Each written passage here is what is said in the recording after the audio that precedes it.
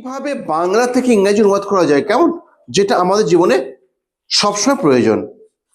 তুমি ছাত্র কেন, তুমি যদি এমনি নিরক্ষর হও, তোমাকে তাও ইংরেজি বলতে হবে। কিন্তু এই যে মানুষ ইংরেজি বলে বা ইংরেজি আমরা শুনতে পাই, সেগুলো কিভাবে হয়? ইংরেজি বলা কোনো বাহুল্য নয়। তুমি কয়েক ট্রান্সলেট করো, তাকে বলতেই পারো। আচ্ছা, ছেলেটি বাগানে আম খাইতেছে, কি হতে পারে? পারে না তো? দেখো কত ইজি, দেখো তুমি লেখো একটা, দেখো তুমি লিখলে এটা, ছেলেটি বাগানে আম খাইতেছে, তাই তো? লিখেছি তো? তুমি বাক্যে ট্রান্সলেট করার সময় তোমাকে কিছু নিয়ম বলা আছে, সেই নিয়মগুলো কি কি? বাক্যে আগে প্রথম খুঁজতে হয় ক্রিয়াকে, তাই তো? ক্রিয়াকে। প্রশ্ন হচ্ছে ক্রিয়া কাকে বলে? বলো, কাকে বলে ক্রিয়া? যে শব্দ দিয়ে কোনো কাজ করা বোঝায় তাকে ক্রিয়া বলে, এটা আগে খুঁজতে হয়। তারপর 2 নম্বরেতে যদি ক্রিয়াকে তুমি প্রশ্ন করো কে বা কারা দিয়ে, কে বা কারা, যে উত্তর পাবে সেই উত্তরটা হয়ে যাবে কর্তা। আর যদি প্রশ্ন করো কি বা কাহাকে দিয়ে, ক্রিয়াকে যদি প্রশ্ন করো কি বা কাহাকে, যে উত্তর পাবে সেই উত্তরটা হয়ে যাবে কর্ম। আর স্থান, সময়, কি জন্য, এইসব বোঝালে হবে ক্রিয়া বিশেষণ। বাক্যে এই 4টে অংশ তোমার আছে, এই 4টে তুমি আগে ভেবে নাও, বার করতে পারলে, এই 4টে অংশ বার করতে পারলে, আর যদি ইংরাজিটা কোন টেন্সে লেখা আছে জানতে পারো, তাহলে সব ট্রান্সলেশন হয়ে যাবে, কিচ্ছু আটকাবে না। বলছি ছেলেটি বাগানে আম খাইতেছে, কেমন? তুমি কি করে প্রথমে আগে ক্রিয়া খোঁজো, বলে দেখি কোন শব্দের, ক্রিয়া মানে কাজ, কোন এইখানে কোন শব্দ দ্বারা কোনো কাজ করা হচ্ছে। দেখো খাওয়া মানে বুঝতে পারছো, ইয়েস খাওয়া, তাই তো? একটা কাজ করা হয়, তাই তো? তাহলে এই খাওয়াটা হচ্ছে ক্রিয়া, লিখে দাও এটা ক্রিয়া, কেমন? আবার তুমি এই ক্রিয়াকে প্রশ্ন করো কে বা কারা দে, কে খাইতেছে, বলো বলো, ছেলেটি, তাহলে এটা হচ্ছে কর্তা, তাই তো? আবার প্রশ্ন করো কি বা কাহাকে দিয়ে, কে খাইতেছে, আম, বাহ আম, তাই এটা হচ্ছে কর্ম, তাই তো? এবার দেখো বললে স্থান, সময়, কি জন্য, এসব বোঝানো হয় ক্রিয়া বিশেষণ। কোনটা? বাগান, বাগান মানেই ক্রিয়া বিশেষণ, তাই তো? হ্যাঁ, এবার বাক্য গঠনের নিয়মে দেখো, এই দিকে নাম পর্যন্ত হয়ে যেত, এরপর দেখো বাক্য গঠনের নিয়ম। 1-এ লেখো কর্তা, 2-এ লেখো ক্রিয়া, 3-এ লেখো কর্ম, 4-এ লেখো ক্রিয়া বিশেষণ।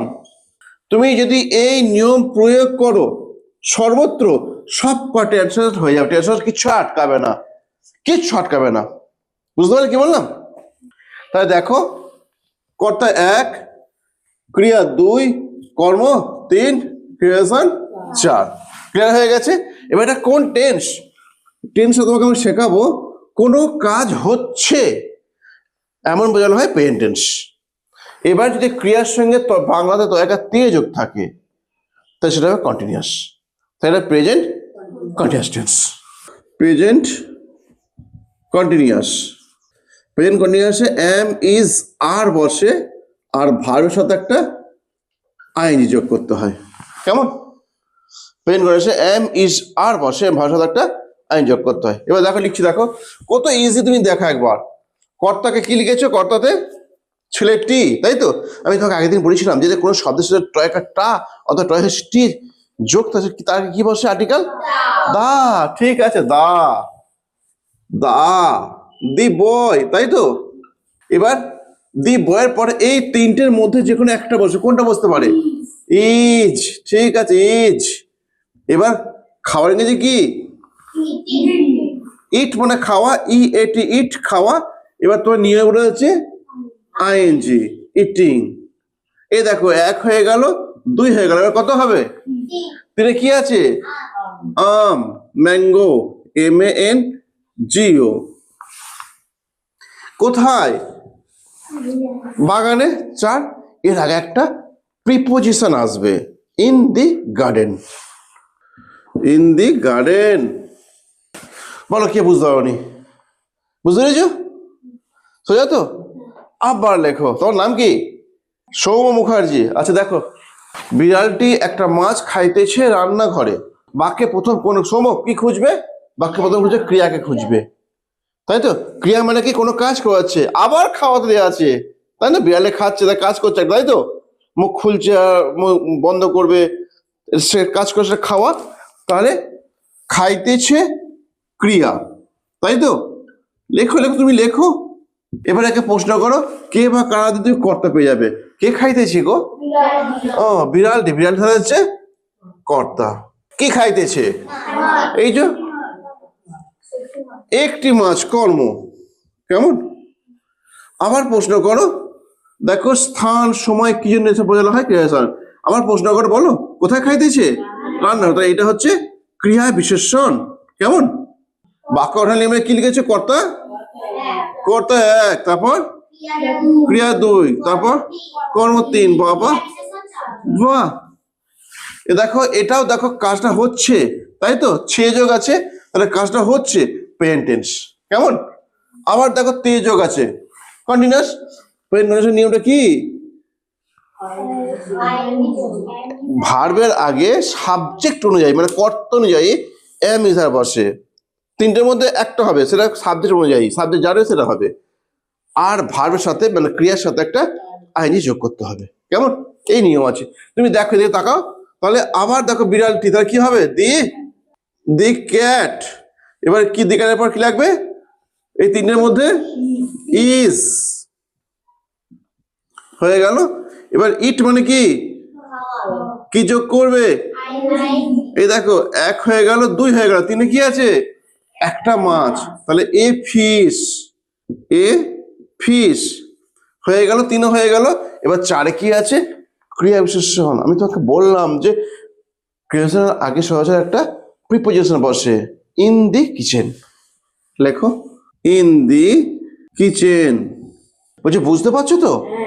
ওকে, ঠিক আছে। 3 নম্বরে লেখো, ললিত তার ব্যাগটি হারালো।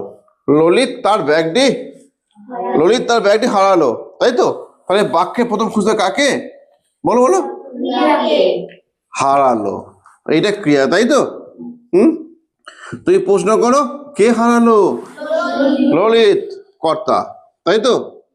আবার প্রশ্ন করো, কি হারালো? ওই যে তার ব্যাগটি, কর্ম, তাই তো? কর্তা এক, ক্রিয়া দুই, কর্ম তিন, কিছু তো নেই।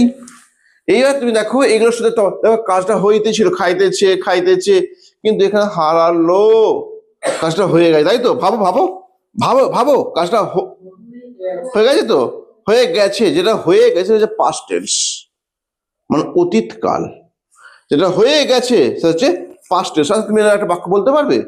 আমি সকালে ঘুম থেকে উঠেছিলাম, উঠে পড়েছিলাম তো, কাজটা হয়ে গেছে। এরকম, আমি সকালবেলা ব্রাশ করেছিলাম, তাই তো? এইরকম কিছু বাক্য বলে সেটা হবে পাস্ট টেন্স, মানে অতীত কাল। আবার যদি কেউ বলে আমি খেলতে যাব, আমি আঁকতে যাব, কাজটা হয়নি, কাজটা হবে, সেটা হবে ফিউচার টেন্স, মানে ভবিষ্যৎকাল। কেমন? আমি ধাপে ধাপে ঠিক এগিয়ে যাব। দেখো, ললিত তার ব্যাগটি হারালো, এটা হচ্ছে পাস্ট ইনডেফিনিট, এটা হচ্ছে পাস্ট ইনডেফিনিট। কেমন? এখানে ভার্বের 2 নম্বর রূপটা হয়, মানে ভার্বে যে 3টে করে ফর্ম আছে না, সেই 3 নম্বর ফর্মটার মাঝখানে 2 নম্বর, গো, ওয়েন্ট, গন। গো, ওয়েন্ট, গন, 3টে রূপ। এই ওয়েন্ট মাঝের রূপটা পাস্ট ফর্ম বলা হয়। কেমন?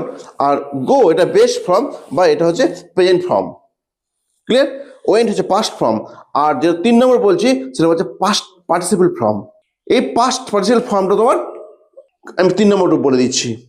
দেখো, এখানে কি বলা আছে নিয়মে? ভার্বের 2 নম্বর রূপ, তাই তো? ললিত, বানানটা বলো, LALIT, ললিত। এবার এক লিখে ফেললাম, 2 কি আছে বলো? হারালো। LOST, লস, LOST লস, কিন্তু পাস্ট ফর্ম হচ্ছে LOST, লস্ট। 1 2 হয়ে গেল। 3 কি আছে? তার ব্যাগটি, হিজ ব্যাগ। বোঝা গেল? Lalit lost his bag. বুঝতে পেরেছো? ট্রান্সলেশন করতে গেলে তুমি আগে খুঁজবে ক্রিয়াকে। গুড। আচ্ছা দেখো, এইখানটা দেখো, আমি বাগানে বেড়াতে ছিলাম। ইয়েস, বেড়াইতে ছিলাম। বেড়ানো মানে বুঝতে যে এখানে দেখবো, ওখানে দেখবো, এটা এনজয় করবো, তাই তো? সেটা হচ্ছে বেড়ানো। তাহলে এইটা হচ্ছে ক্রিয়া। এবার তুই প্রশ্ন করো ওকে দিয়ে, কে বা কাকে দিয়ে, কে বা কারা দিয়ে? কে বেড়াতে ছিল? তাহলে আমি, আমি হচ্ছে তাহলে কি কর্তা। এবার দেখো আমাদের কর্ম কি বা কাকে এটা দেওয়া নেই, তাই তো? ডাইরেক্ট স্থান দেওয়া আছে, জায়গাও দেওয়া আছে, তাহলে সেটা কি হবে? ক্রিয়া বিশেষণ। বাগানে হচ্ছে ক্রিয়া বিশেষণ। এবার কোন টেন্স এটা? দেখো কাজটা হয়ে গেছে, লযোগ আছে, পাস্ট টেন্স। এবার দেখো তে আছে, কন্টিনিউয়াস। পাস্ট কন্টিনিউয়াসে বসে ওয়াজ ওয়ার বসে, সাবজেক্ট অনুযায়ী ভার্বের আগে ওয়াজ ওয়ার বসে, এবং ভার্বের সাথে একটা আইনি যোগ করতে হয়। বুঝতে পারলে? সাবজেক্ট অনুযায়ী ভার্বের আগে ওয়াজ অথবা ওয়ার বসে এবং ভার্বের সাথে একটা আইনি যোগ করতে হয়। তাহলে লিখে ফেলো এটা। দেখো কর্তা 1, ক্রিয়া 2, কর্ম 3, কর্ম তো নেই, 4 হয়ে যাবে একদম, তাই তো? তাহলে আমি গেছি কি আই, ক্লিয়ার হয়ে গেছে। এবার আয়ের সাথে ওয়াজ লাগবে না ওয়ার লাগবে? আয়ের সাথে ওয়াজ লাগবে, ওয়ার অনেকগুলো হলে হয়। তাহলে আই ওয়াজ ভ্রমণ করে হয়েছে ভিজিট, VISIT, কি যোগ করবে একটা বলো? ING। ঠিক আছে, দেখো দেখো 1 হয়ে গেল, 2 হলো, 3 তো নেই, 3 তাহলে লিখলাম না। এবার লিখবো আমরা বাগানে। কি লিখবো? In the garden, in the garden. আমরা বিদ্রোহকে সাহায্য করলাম গতকাল। আচ্ছা তোমাকে কাকে খুঁজতে হয় আগে? ক্রিয়াকে, তাই তো? ক্রিয়া কোনটা এই বাক্যে? আরে ভালো, বাবা সাহায্য করেছিলাম ক্রিয়া, তাই তো? এটা হচ্ছে ক্রিয়া। এবার প্রশ্ন করো ওকে, ওকে প্রশ্ন করো কে বা কারা দিয়ে? কে, কে নয়, কার সাহায্য করেছিল? আমরা, আমরা হচ্ছে তাহলে কি কর্তা। আবার প্রশ্ন করো কি বা কাকে দিয়ে? কাকে সাহায্য করেছিলে? এটা হচ্ছে কর্ম, তাই তো? আবার দেখো গতকাল সময় হয়ে যাচ্ছে, সময় তো এটা, সময় হলে কি হয়? ক্রিয়া বিশেষণ। কেমন? তারপর কর্তা 1, ক্রিয়া 2, কর্ম 3, ক্রিয়া বিশেষণ 4। এইবার দেখো টেন্স খুঁজতে হবে। টেন্স খুঁজতে গেলে তোমাকে ভার্ব দেখতে হবে। ভার্ব দেখো হয়ে করা কাজটা হয়ে গিয়েছিল, লযোগ আছে, ভার্বের সঙ্গে ল থাকলেই পাস্ট টেন্স হয়ে যায়। তো এটা হচ্ছে পাস্ট টেন্স, পাস্ট ইনহেরিটেন্স। কেমন? ইনহেরিটকে IND লিখে ছেড়ে দিলাম। পাশের নিয়ম হচ্ছে V2, ভার্বের 2 নম্বর উপটা হয়। কেমন?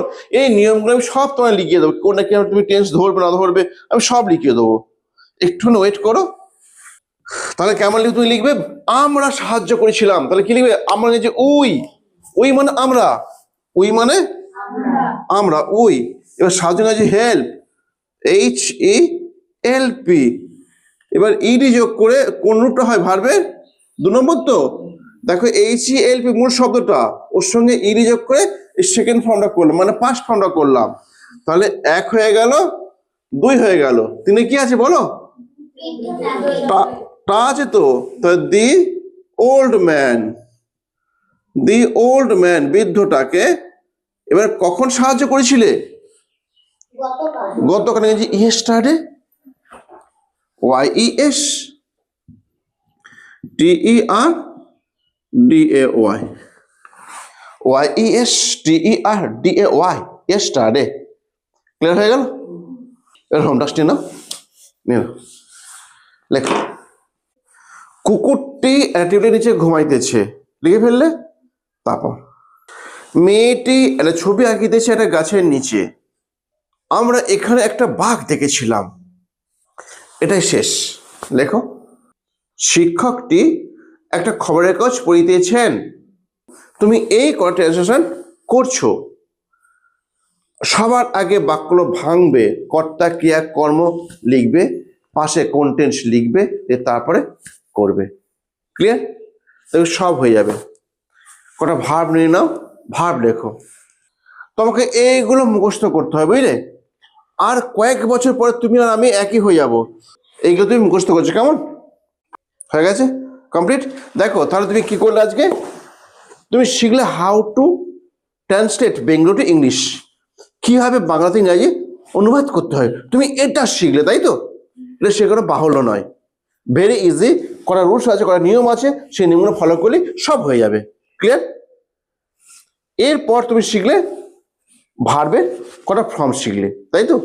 এই সামান্য আজ ক্লাসটা দেয়া হলো, এরপর আবার পরের ক্লাসে আসবে, কেমন? তবে কন্টিনিউড, চলো।